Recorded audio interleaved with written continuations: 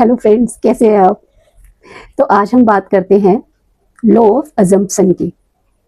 अब ये law of assumption क्या है और इसको समझने के लिए हम कुछ पॉइंट्स डिस्कस करेंगे। लॉ ऑफ अजम्पशन का अगर सिंपल सा मीनिंग जो इजी एक लाइन में अगर हम कह दें तो जो हम मानते हैं वैसी हमारी लाइफ होती है। और इस चीज़ को समझने के लिए कुछ पॉइंट्स हैं जिन पर आज बात करते हैं। तो पहला पॉइंट है you are the creator of your life. तो हम अपनी लाइफ के क्रिएटर हैं। वो कैसे?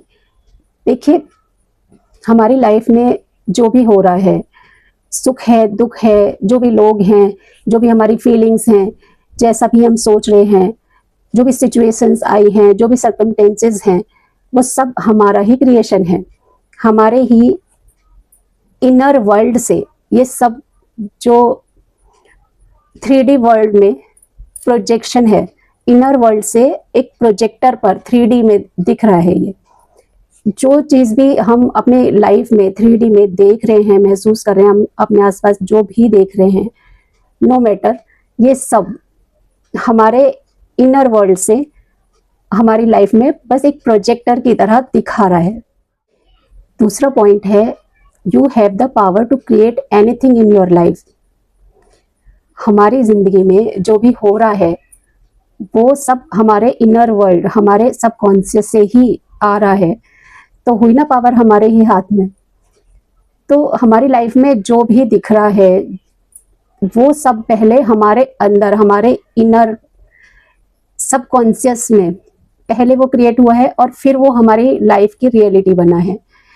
आप देखिए कि अगर आपका मूड खराब है तो वो आपको प्रैक्टिकल लाइफ में महसूस हो जाएगा, उसका रिजल्ट। आप जैसी भी भावनाओं में हैं, आप सुख महसूस कर रहे हैं या दुख महसूस कर रहे हैं, वो सब आपकी लाइफ की रियलिटी होता है। तो आप जैसे अंदर होते हैं, जैसे आप अंदर क्रिएट कर रहे होते हैं, जैसे आप भाव में अंदर होते हैं, वैसे ही आपकी लाइफ 3D में दिख रही होती है। थर्ड पॉइंट है you are the god and you can create anything in your life. देखिए, हम ईश्वर के ही बच्चे हैं, ईश्वर का ही अंश हैं। तो गॉड क्या है? वो सुप्रीम पावर, वो परम शक्ति जो कुछ भी अचीव कर सकती है, जिसके लिए कुछ भी इम्पॉसिबल नहीं है, और हम भी उसी का ही अंश हैं। तो हमारे अंदर भी वो शक्तियाँ आंशिक तो है ही, तो हम भी कुछ भी क्रिएट कर सकते हैं अपनी लाइफ में जो हम चाहते हैं।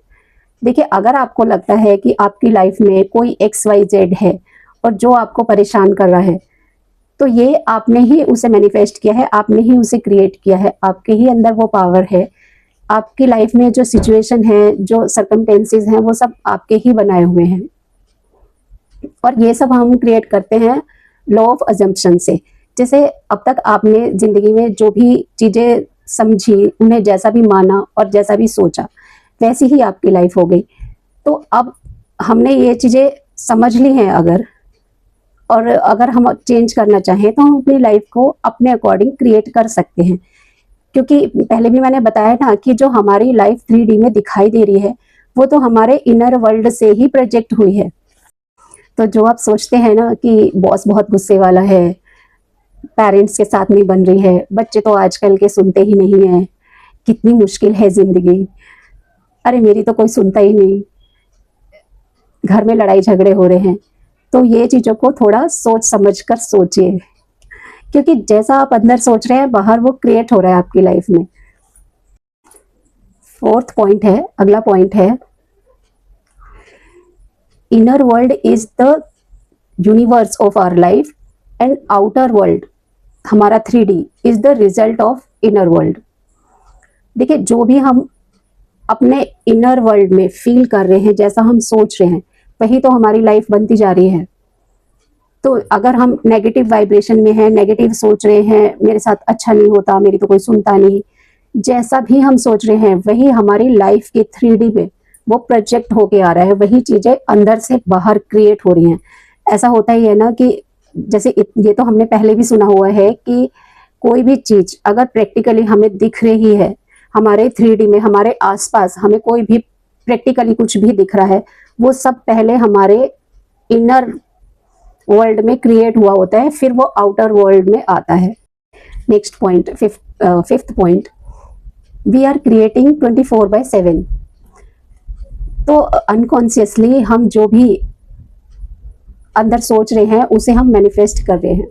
हमें पता ही नहीं होता कि हम नेगेटिव सोच रहे हैं, पॉजिटिव सोच रहे हैं, और जो भी अच्छा बुरा हमारे इनर वर्ल्ड में चल रहा होता है वो हमारे आउटर वर्ल्ड में क्रिएट हो रहा होता है, प्रोजेक्टर पर वही दिख रहा होता है, हमारी लाइफ वैसी हो रही होती है। तो अब तक हम अनकॉन्शियसली चीज़ों को सोच रहे थे और हमारी लाइफ वैसी बन रही थी, लेकिन अब हमें पता चल गया है तो हम कॉन्शियसली सोचेंगे और अपनी क्रिएशन को बेहतरीन करेंगे। तो नेक्स्ट पॉइंट है, सिक्स्थ पॉइंट है कि हम जो इमेजिन करते हैं, जो हम एज्यूम करते हैं, वही हमारी लाइफ में क्रिएट होता है। तो हमारी इमेजिनेशन हम वैसी करें जैसी हम अपनी लाइफ चाहते हैं। तो इमेजिनेशन हमारी लाइफ को क्रिएट कर रहा है, तो हमें अच्छा इमेजिन करना है, अच्छा एज्यूम करना है और अपनी लाइफ को क्रिएट करना है जैसा हम चाहते हैं। Seventh point, feeling is the secret. तो हम जैसी फील में रहते हैं, जैसी वाइब्रेशन में रहते हैं, वैसे हम चीज़ों को फास्ट अट्रैक्ट करते हैं। तो हमें ये अपना थोड़ा सोच कर चलना पड़ेगा कि हम कैसी फील में हैं, हम कैसी वाइब्रेशन में हैं। तो हमें हाई वाइब्रेशन में रहना है, अच्छा फील करना है और जल्दी से चीज़ों को मैनिफेस्ट कर लेना है। नेक्स्ट, एट्थ पॉइंट है, लिविंग इन द एंड। मतलब रिजल्ट में जीना शुरू कर दीजिए। ये कैसे? देखिए, एक एग्जाम्पल से समझते हैं। मान लीजिए आपके ऊपर 2 लाख का लोन है और आपकी डिज़ायर क्या है, विश क्या है कि ये लोन 3 महीने में पूरा हो जाए, ये चुकता हो जाए। तो आप क्या करेंगे कि जो रिजल्ट है, जो एंड डिज़ायर है, उसमें जिएंगे। आप उस फील्ड में अगर रहेंगे, आप हमेशा जो रिजल्ट है कि इसका एंड रिजल्ट तो यही है कि लोन चुकता हो गया है। तो अगर आप उस एंड रिजल्ट में रहते हैं, आप ये मान लेते हैं, बस एज्यूम कर लेते हैं कि लोन चुकता हो गया है। मान लीजिए 3 महीने का टाइम है और आप अपने आप को 3 महीने का टाइम देते हैं कि हाँ, इस 3 महीने में मेरा लोन चुकता हो गया है, और इसी फील्ड में रहते हैं, इसी चीज़ को बार बार जीते हैं। तो आप प्रैक्टिकली आप मान लीजिए कि लोन चुकता हो गया है और ये प्रैक्टिकली आपकी लाइफ में पॉसिबल हो जाएगा। तो जैसा आप अज्यूम कर लेते हैं कि एक बार आपने मान लिया कि ये हो गया, तो ये हो जाता है। अगला पॉइंट है परसिस्टेंस, कि बार बार उस भाव में रहना कि ये हो चुका है। बस ये मान लीजिए, जो भी आपकी डिज़ायर है आप उसे मान लीजिए कि ये हो चुका है। जैसे मैं एक एग्जांपल से बताती हूँ कि कुछ लोग ना ऐसा सोचते हैं, जैसे कोई भी छोटी मोटी बीमारी हुई तो उसके लिए बस यही बोलते रहेंगे कि मुझे तो ये है, मुझे तो, मान लीजिए किसी को शुगर है तो वो बार बार ये बोल रहा है कि मुझे शुगर है, इस वजह से मैं तो ये नहीं कर सकता, मुझे तो इसलिए मैं टायर्ड फील करता हूँ, या मुझे ये परेशानी है, मैं ये दिक्कत है क्योंकि मुझे तो शुगर है ना। तो अगर ये करते रहेंगे तो वो शुगर, वो बीमारी वो बनी रहती है। हाँ, प्रैक्टिकली आपकी लाइफ में 3D प्रोजेक्टर पर मान लीजिए कोई बीमारी है, कोई शुगर की ही मान लीजिए अगर है, तो लेकिन आपको जो चाहिए आप उसे बार बार दोहराइए कि नहीं, मैं बिल्कुल फिट हूँ, मुझे कुछ नहीं है, मुझे कोई बीमारी नहीं है, मैं परफेक्ट हूँ, मैं फाइन हूँ, मैं एकदम ठीक हूँ।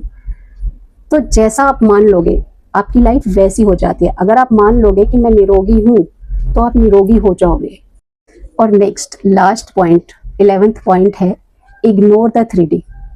कंप्लीटली आप 3D को इग्नोर कर दीजिए। आपकी लाइफ इस समय 3D में जैसी भी दिख रही है उसको बेहतर करना है, तो जो 3D में आपकी लाइफ में इस समय है उसे इग्नोर करिए। आप जो एज्यूम करेंगे, जो एजम्पशन होगी, जो आप इमेजिन करेंगे, वो आपकी लाइफ बनेगी। क्योंकि अभी 3D क्या है? 3D तो वही है ना जो आपके इनर वर्ल्ड में 2 महीने, 4 महीने, 1 साल से चल रहा है, वही तो प्रोजेक्ट होकर आपकी 3D बन गया है। तो उसे इग्नोर करिए, क्योंकि अगर आप उसी पर रिएक्ट करते रहेंगे अब भी, तो वही आगे भी क्रिएट होता रहेगा। तो उसे इग्नोर करके अपनी इमेजिनेशन पे, अपनी अजम्पशन पर ध्यान दीजिए। वो आपकी लाइफ में चेंज लाएगा। आपकी लाइफ में अब वो प्रोजेक्ट होगा, आप जो नया सोचेंगे, जो आप कॉन्शियसली अब सोचेंगे वो आपकी लाइफ में मैनिफेस्ट हो जाएगा। एजम्पशन का मतलब है मान लेना। तो एज्यूम कीजिए और अपनी लाइफ को चेंज कर लीजिए, बेहतर कर लीजिए। और अगली बार हम बात करेंगे एजम्पशन को अपनी लाइफ में कैसे अप्लाई करना है, कैसे एज्यूम करना है। तो आपको अगर मेरा कंटेंट पसंद आ रहा है तो प्लीज़ लाइक कीजिए और सब्सक्राइब तो ज़रूर कीजिए।